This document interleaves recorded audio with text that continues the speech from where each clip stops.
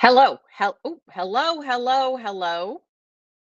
I am here randomly. I usually do my live about 26 minutes earlier, but because Neisha and I did a little Q&A on our holiday program that's coming up, I was doing that on her channel. And so I already had makeup on, already had my background set up, and I already had my shirt on. So, well, not that I don't usually wear a shirt, mind you, but like a fancy shirt. So I thought, well, I'll just come over here and finish out the hour if anybody wanted to tune in for any questions. Hey, Kira, nice to see you again. Um, and yeah, so let's do it. If you have general questions, if you have questions about the holiday program that Nisha and I are doing, I am happy to tell you all about that.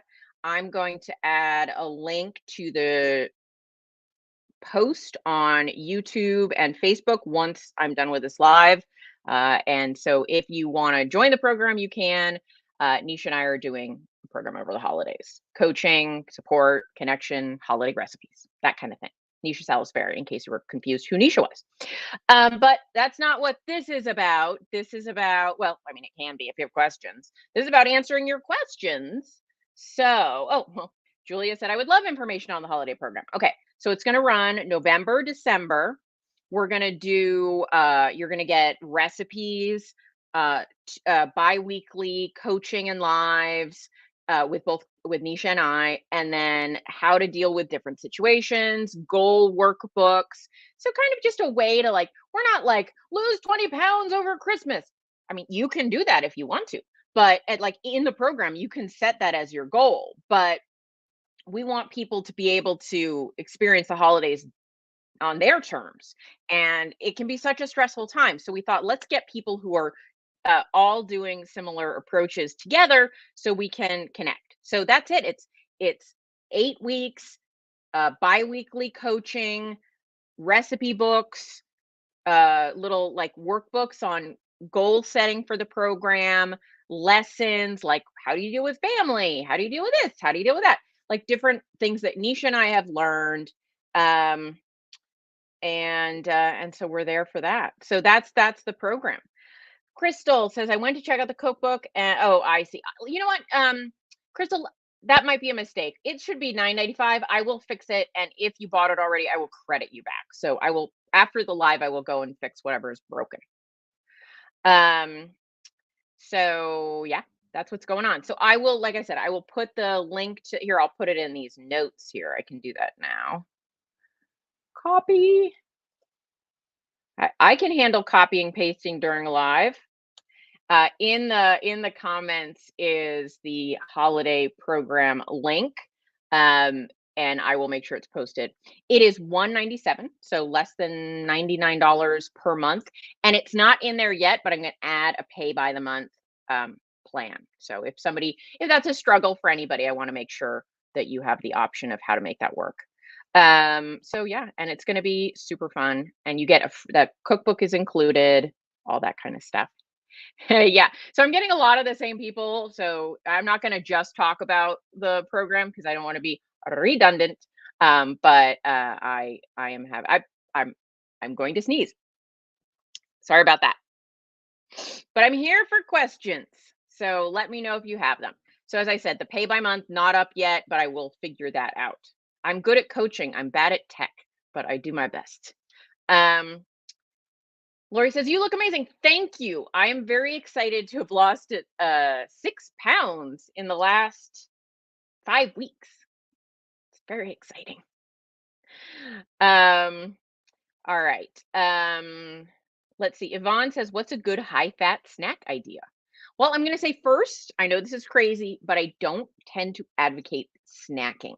Why don't I advocate snacking? I think we should eat good size, solid meals and then not eat until the next time for a meal.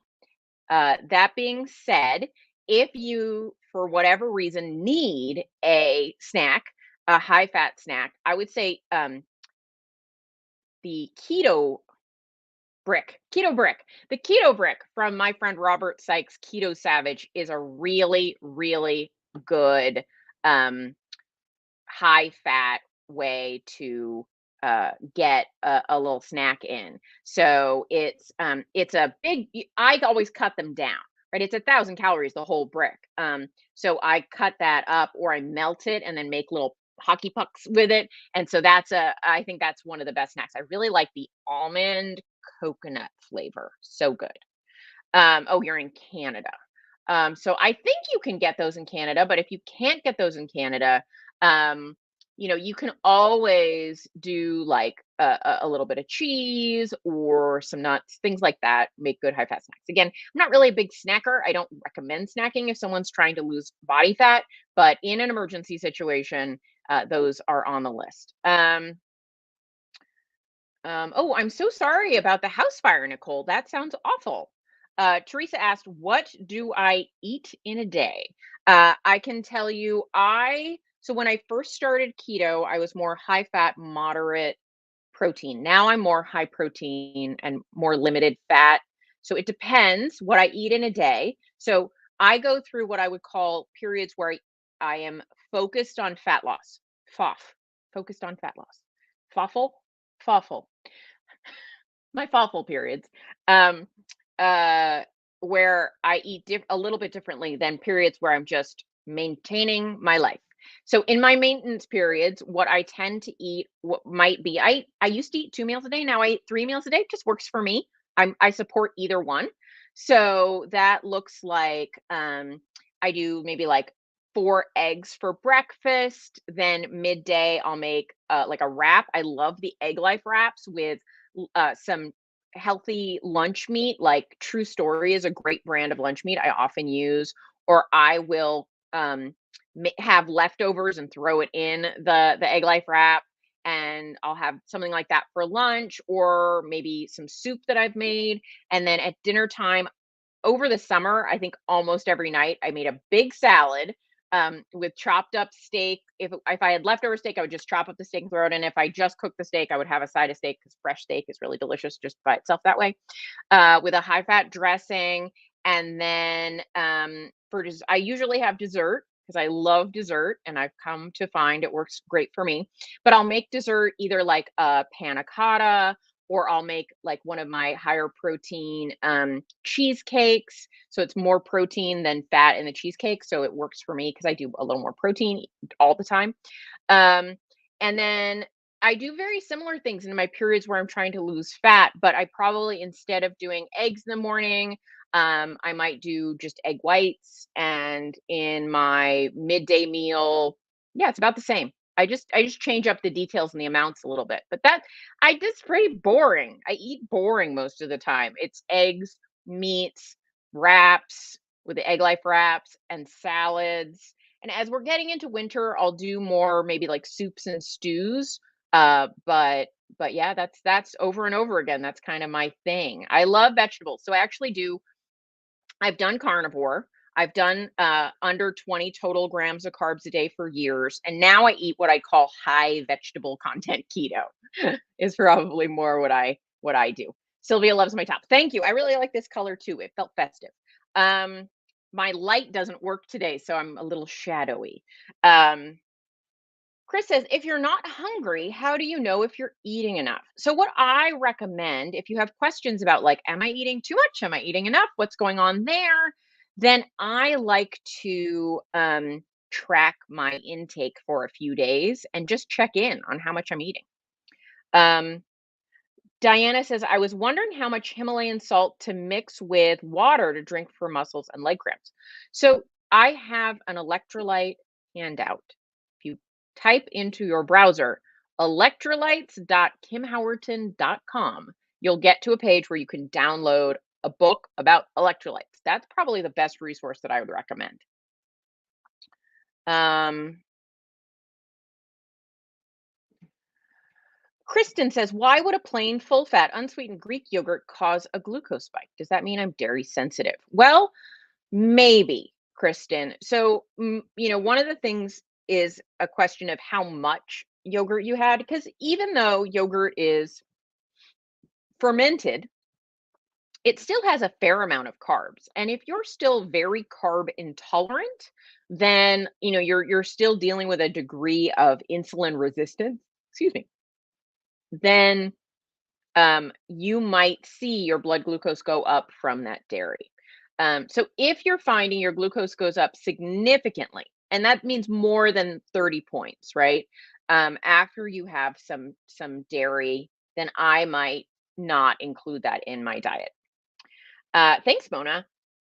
Hey, sweet MC, how do you melt a keto brick? Super easy.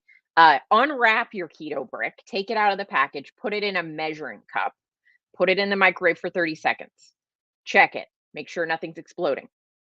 Stir it up if it's melted enough yet. It probably won't be. Put it back in for another 30 seconds. Check it as it'll start to sort of dissolve, and then give it a stir or two, and then put it back in if it needs it for another 15 seconds. So just don't put it in there for 2 minutes and leave it alone. You kind of want to keep watching it, and eventually it'll melt.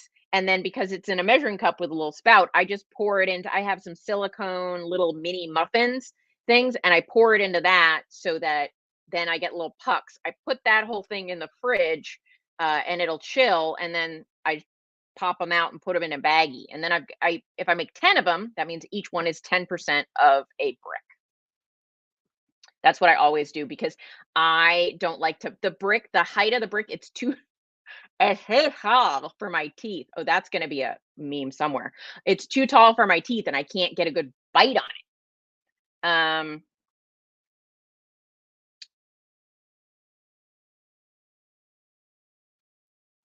Shanna says, is there a coupon for the upcoming challenge? If you're a Dr. Ken Berry or Neisha Berry Patreon member, they're in their Patreon groups. There is a discount link, but that's the only discount link we have.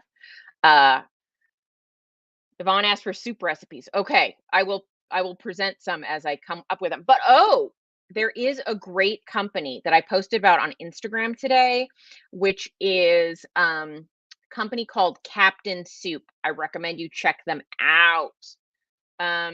Susan, boring works for you. Well, I'm glad, boring is good if it works for you. Absolutely. Tamara says, I tried the BBE for 15 days, lost 3 pounds. That's pretty good for 15 days. I stopped because I'm forcing myself to eat, and a friend said she was worried I was going to be anorexic. Is this something I should worry about? So one thing I would say is that there is a thing that happens with egg fast, BBBE, any kind of limited food, and this can even happen on carnivore. There's something that I forget the term. There's a psychological term that just escaped me, but basically what it means is if we only eat the same kind of foods, we get tired of the food, and because of that, our hunger signals turn down. And so it can be one of the reasons that things like the BBBE and the egg fast and things like that work, because it downregulates hunger in a lot of people. But yeah, that can mean for some people they aren't hungry enough to get what they need. I don't think anything dangerous is going to happen over the course of 30 days, to be perfectly honest, for most people, unless you're underweight already to begin with. You're not, I don't think it causes anorexia. It's just that when we eat a wider variety of foods, we actually can feel hungrier. It's why in an eating competition, so they'll be like eating like 20,000 hot dogs and they feel like they're going to throw up because they get really tired of hot dogs. They get food fatigue on that one flavor fatigue. I think that's what it's called.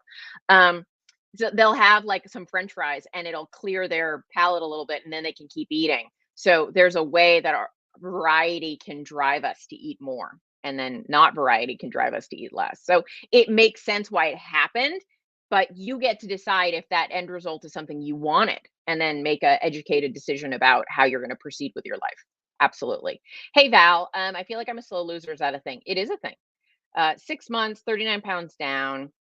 Any suggestions? Val, do you track your macros? Tracking my macros is the most important thing that I think I do to make my weight loss happen. When I track my macros and I manipulate my macros so that I'm eating less in certain time periods, I lose more weight.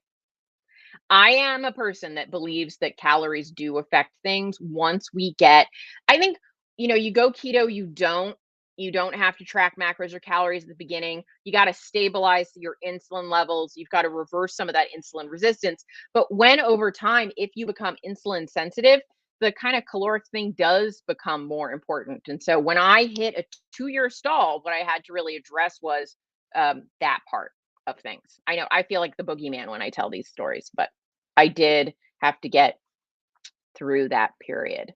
Um, let me go back for the comments. What is a keto brick? A keto brick is it's literally a little brick like this. Hold on. Do you want me to go get one? I can get one, but then that'll look weird. Hold on. I'm gonna go get one. I'm walking through my apartment. This is very exciting. I'm on a tour. Get a blank screen for a minute. All right. I have a bag of keto bricks here.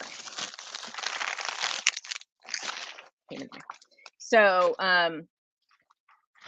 see my fancy container. So this is a keto brick. This is the peanut butter flavor. What else we got? This is the mocha flavor. So let's open it, shall we? This is not sponsored by Keto. Anyway, so that is a keto brick. Literally, it looks like a brick. And so you can see that this is kind of a big bite for me.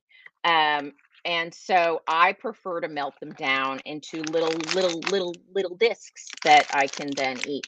But if you're traveling, packing some of these are great. You can cut it with a knife. So that works. It is a so the macros on these it's exactly 1,000 calories.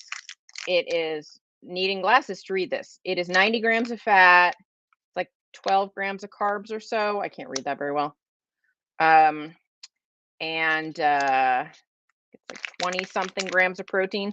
It's meant to be like, I think 20%, 20% protein, something like that. And so I eat more protein than are in these bricks, but they're very good on fat. So if you were doing something like you had one of these in your suitcase or a couple of these in your suitcase, if you're traveling, you can usually find meat. So if you find meat, you can supplement with a keto brick if you need a little bit of something. They're really tasty and they're so if you heat them enough, they will melt. They're not super melty like chocolate. They have them in a bunch of good flavors. Nicole says, how are mushrooms for keto? I absolutely love them. Great. Mushrooms are great for keto. Oh, by the way, if you go ketobrick.com, if you want to buy some keto bricks. Hopefully that was helpful. Okay. Is Neisha and my cookbook digital or hard copy? Digital, because that way we can keep the price manageable. Tina asked, what's the recipe for the frosty?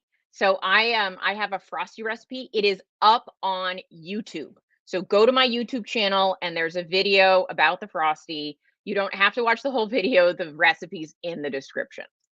You can watch the video if you want to, but you don't have to. And today, do I still have this here?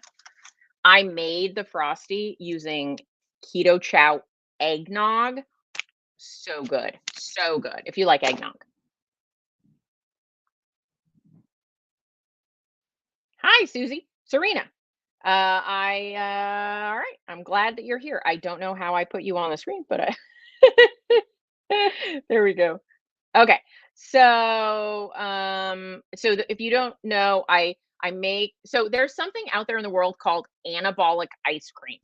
Bodybuilders like this. It's a way to eat like a giant bowl of ice cream. But it's basically just protein powder and ice. And so it's very high protein, very low carb. It can be low fat, but you can put cream in it if you want. And so I have a recipe where I made a frosty based on this ice cream recipe. And so that recipe is up on my YouTube channel. Kylia says, I'm sorry if I said that wrong. That's how I would say that. Is it common to not be able to lose weight if someone tries to start keto again after a few years of being off? I'm struggling. It's not uncommon. So that's when you start to do some troubleshooting around. Thanks, Serena. I appreciate you like my background. I like it too. It's helpful. I have a weird angle behind my desk, so the scene is super chaotic. So I was like, let's get a background. Crystal said, I stalled for a year, then started tracking my macros, lost 10 pounds. Yeah, I do think it's really helpful to track. Um, Tracy said, I got the reminder late. I actually went live late, Tracy, because I was on with Neisha before. So, hey, Carol. So, Carol, you'd asked if I had a holiday program. Now you know we have a holiday program. Uh, or maybe you don't yet know. So, there's a holiday program, and the link is in the comment somewhere, but I'll make sure it's on the description after the show. Because it says I need to learn how to track macros. That is great. I will definitely help you with that if you want. I've been meaning to film a video about tracking macros.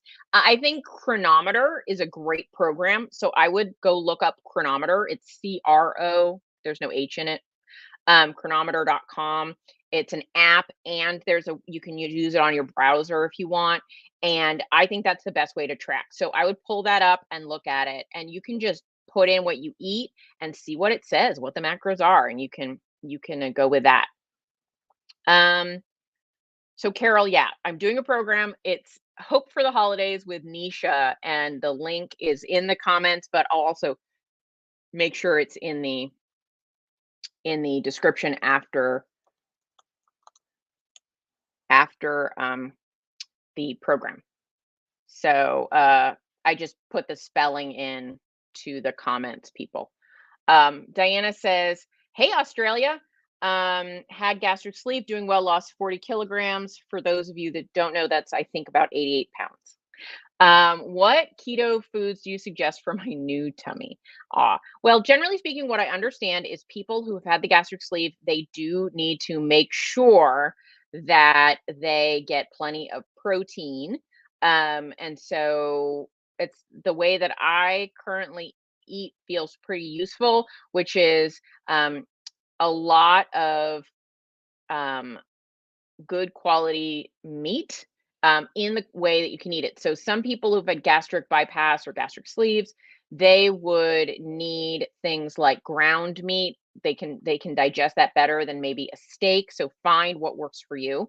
Um, my friend Louise Reynolds, who's actually, well, she's not in Australia, but she is Australian. Her husband's in the military, and they live in another country right now that I've forgotten which one. Thailand, I think. She has had the gastric sleeve, and she has a keto podcast. And so that's Louise Reynolds. And then my friend Daisy, Keto Woman podcast, has also had one. And so both of them have great information, I think, on the topic. Cheryl says, I got through the holidays fine last year, have a whole lot of stress. Definitely join the program. Well, we are here for you. We'd love to have you join. Somebody asked me a question that I missed, I think. Advice for beginning keto, carnivore, ketovore. I would say keep it as simple as possible. First, focus on cutting the carbs. Don't worry about your macros. Don't worry about how much protein, how much fat your first month. Just eat things that have protein and fat in them. So meat, butter, eggs, bacon, leafy green vegetables are fine, but work on cutting the carbs first, and then you can tinker. Just one thing at a time. That's probably my best advice. Tracy said, I had a 2-year stall and was sick. I'm sorry. But last year's things started to change. I think my body had a lot of healing to do. I only saw labs changing at that time. Yeah, totally. Sometimes the stall is it's just what's going to happen. I think, we can't rush it. I was 5 years keto. And I had a 2-year stall in there, and then I changed some things, and those didn't work, and then changed some other things, and then those did work. And so it's a learning journey, but it's also a journey where your body has to be willing to go on it with you. And I think ultimately we're just looking for long-term lifetime health. Joyce, I don't know if they're doing lamb on the BBBBE challenge. I don't know why it wouldn't work, but lamb and beef are very, very similar, but it doesn't start with a B. But from a nutritional perspective, I don't think it's an issue. I think one of the things they were looking to do was limiting how many different types of things you would eat, right? So I can't answer whether that is legal for their rules or not. It would be legal for mine. Anyway. Yeah, Nicole, Neisha said start simple too. I think we are complete. Oh, okay. MD said any ruminant animal was fine. Well, there you go. Neisha said, yeah, Neisha and I totally agree. Start simple is the way to go, and then you can tinker. Okay, great. So lamb is a thumbs up. Yeah. Hey, Deborah, nice to see you to join. And I think we can overcomplicate these things when we first start. It can make things challenging to overcomplicate. Susan, I'm not sure. I'm not involved with the BBBBE, but it's a challenge that Dr. Berry and Nisha Berry are doing. And so I think it was for the month of October, but it's basically only eating apparently ruminants, butter, eggs, and bacon. The RBBE. All right.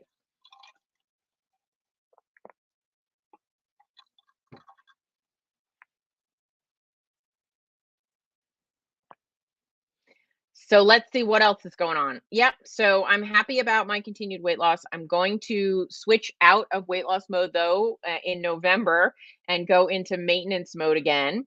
MD says it's an elimination diet, so that makes total sense. Um, and then I'll be going into maintenance over the holidays because that just feels saner to me to not be in the fat loss seeking position. So that is my plan.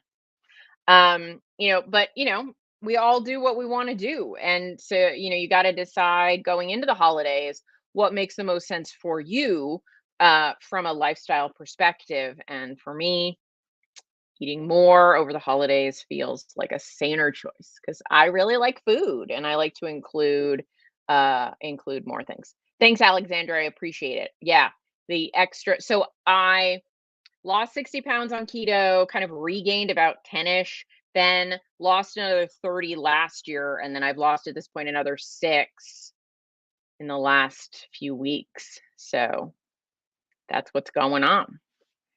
Cheryl said, I'm doing the ribeye, ground beef, lamb, ribeye. Got it. That's your E.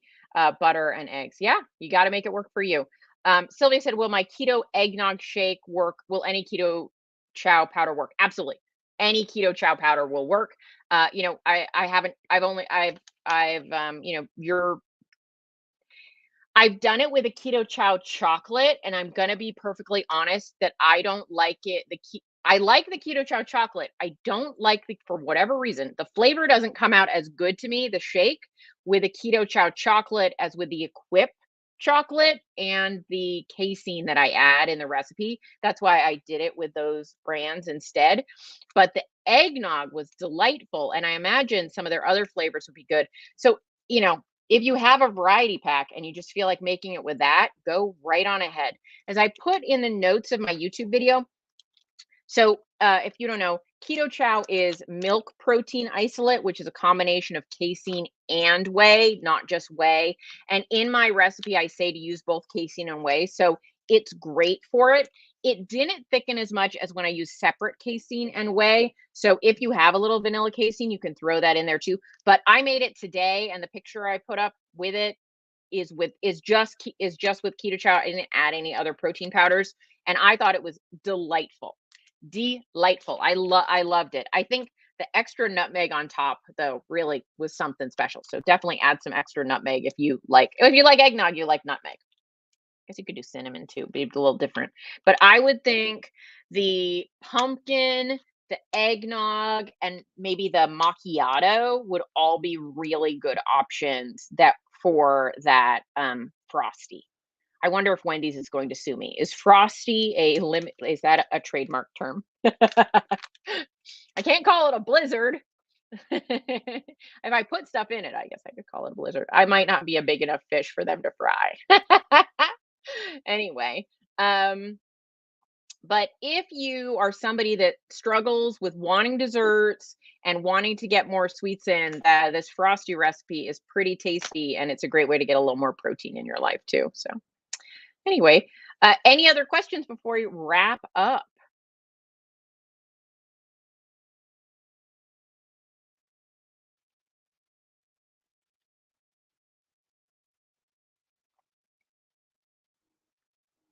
Kathy asked, so it's okay to eat uh, whey protein. I thought we were supposed to eat egg protein. So it kind of depends on who you talk to.